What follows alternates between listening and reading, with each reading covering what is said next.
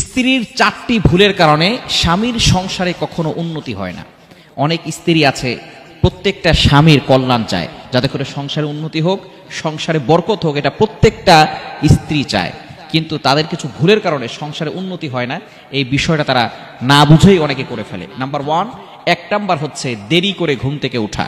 অনেক স্ত্রী এমন রয়েছে যারা ফজরের নামাজ পড়ে না, অথচ স্ত্রী হওয়ার কথা ছিল এমন যেই স্ত্রীর কারণে সংসারে সুখ আসবে, শান্তি আসবে, সেই স্ত্রী রাতের বেলা উঠে তাহাজ্জুদ নামাজ পড়বে, আল্লাহর কাছে সংসারের জন্য কান্নাকাটি করবে, সন্তানদের জন্য কান্নাকাটি করবে, স্বামীর জন্য কান্নাকাটি করে আল্লাহর কাছে দোয়া করবে, আল্লাহ আমার স্বামীর আয়ে বরকত দান করো, তার রিজিকের ভিতরে বরকত দান করো, এই ঘরের ভিতরে সুখ শান্তির ব্যবস্থা করে দাও। যদি তাহাজ্জুদের নামাজ পড়তে নাও পারে, সে তো অবশ্যই ফজরের নামাজ পড়বে। কিন্তু কিছু স্ত্রী এমন রয়েছে যারা তাহাজ্জুদ দূরের কথা, ফজরের নামাজ দূরের কথা, তারা একেবারে দেরি করে ঘুম থেকে ওঠে। খবরদার, এই সকল সংসারে কখনো কিন্তু শান্তি আসবে না। ফজরের সময়টা হচ্ছে বরকতময় সময়। যারা ফজরের নামাজ পড়ে না, যদি স্ত্রী ঘুমিয়ে থাকে, অনেক সময় দেখা যাচ্ছে স্ত্রীর কারণে স্বামীও ঘুমিয়ে থাকে। হ্যাঁ, অনেক স্ত্রী আছে আলহামদুলিল্লাহ তারা নামাজ পড়ে, কিন্তু স্বামীদেরকে বলে স্বামীরা নামাজ পড়ে না। অবশ্যই স্বামীদেরকে বলবে, তারপরে যদি তারা নামাজ না পড়ে তাহলে তার থেকে দায়িত্ব শেষ হয়ে যাবে।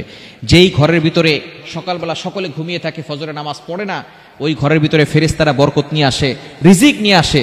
কিন্তু যখন তারা ঘুমিয়ে থাকে, ফেরেশতারা সেখান থেকে চলে জঙ্গলে গিয়ে তারপরে সেই প্রাণীদেরকে রিজিকের ব্যবস্থা করে দেন। সুতরাং আমরা অবশ্যই চেষ্টা করব ফজরের নামাজ পড়ার জন্য। স্ত্রী নিজে উঠবে, স্বামীকে উঠাবে, সন্তানদেরকে নামাজের জন্য উঠাবেন। 1 নাম্বার হচ্ছে দেরি করে ঘুম থেকে উঠলে সংসার উন্নতি হয় না। নাম্বার 2, দ্বিতীয় নাম্বার হচ্ছে স্বামীর সাথে খারাপ ব্যবহার করে। অনেক স্ত্রী এমন রয়েছে যার স্বামীর কথা সহ্য হয় না, স্বামী একটা আদেশ দিলে সেটা সে মানতে চায় না, এবং স্বামীর সাথে শুধু খারাপ ব্যবহার করে। স্বামী ঘরে ঢোকার সাথে সাথেই তার সাথে তর্ক, ঝগড়া, বিবাদে জড়িয়ে যায়।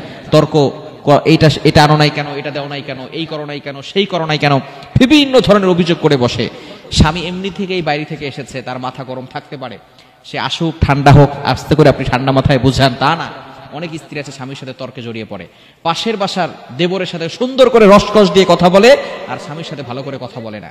এজন্য দ্বিতীয় নাম্বার হচ্ছে স্বামীর সাথে ভালো করে কথা বলতে হবে, স্বামীকে মানসিকভাবে চাপ দেওয়া যাবে না। 3 নাম্বার হচ্ছে স্বামীর পরিবারকে নিজের পরিবার মনে না করা। অনেক স্ত্রী এমন রয়েছে নামাজ পড়ে, রোজা রাখে, সব কিছু ঠিকঠাক আছে, পর্দাও করে, কিন্তু স্বামীর পরিবারকে নিজের পরিবার মনে করে না। মনে রাখবেন, একটা ছেলে তার মাকেও ভালোবাসে, স্ত্রীকেও ভালোবাসবে। সুতরাং স্ত্রী যদি এটা বুঝতে পারে যে মাকে তো ভালোবাসবে, মাকে তো কিছু দিবেই, তার পরিবারকে তো কিছু দিবেই, এটা যদি সে কোনো নারী সহ্য করতে না পারে, তার পরিবারকে নিজের পরিবার মনে না করে, তাহলে সংসারের ভিতরে অশান্তির সৃষ্টি হয়ে যাবে। এজন্য স্বামীর পরিবারকে নিজের পরিবার মনে করতে হবে, তাদের সাথে ভালো ব্যবহার করতে হবে। হ্যাঁ, যদি কোনো শ্বশুর শাশুড়ি কোনো বউয়ের উপর অত্যাচার করে, জুলুম করে, অবশ্যই আল্লাহর কাঠগড়ায় সেই শ্বশুর শাশুড়িকে দাঁড়াতে হবে।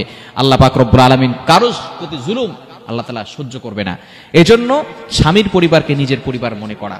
এবং 4 নাম্বার হচ্ছে স্বামীর কথা মতো চলা। স্বামী যদি পর্দার কথা বলে, পর্দা করতে হবে।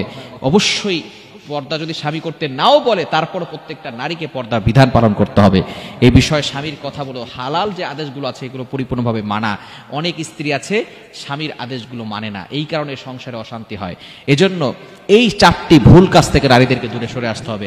আল্লাহ পাক রব্বুল আলামিন সংসারের ভিতরে সুখ শান্তির ব্যবস্থা করে দিন।